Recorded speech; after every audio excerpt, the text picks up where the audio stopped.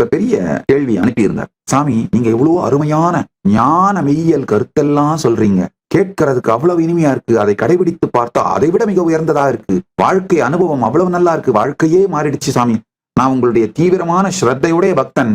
ஆனா ஏன் சாமி எப்ப பார்த்தாலும் இந்து தர்மம் இந்து தர்மம்னு சொல்லிட்டு இருக்கீங்க? இந்த சனாதன இந்து தர்மம்ன்றத சொல்றதை மட்டும் விட்டுட்டு நீங்க இந்த சொல்ற ஞான கருத்துக்களை மட்டும் சொன்னீங்கன்னா இன்னும் நிறைய பேர் உங்களை ஃபாலோ பண்ணுவாங்கல்ல சாமி. மரத்தின் பழத்தை உருவிக்கொண்டு வேர் உயிரோடு இருக்க வேண்டும் என்ற கவலை இல்லாமல் வாழ்ந்து விட்டு போன மக்களால் தான் அடுத்த தலைமுறைக்கு அந்த மரமே இல்லாமல் போய்கொண்டிருக்கிறது என்பதை புரியாமல் நீங்கள் இந்த கேள்வியை எழுப்பி இருக்கின்றீர்கள். சனாதன இந்து தர்மம்ங்கிறது தான் மரம், வேர், அதிலிருந்து பழுத்த பழங்கள் தான் இந்த பரமஞான சத்திய கருத்துக்கள்.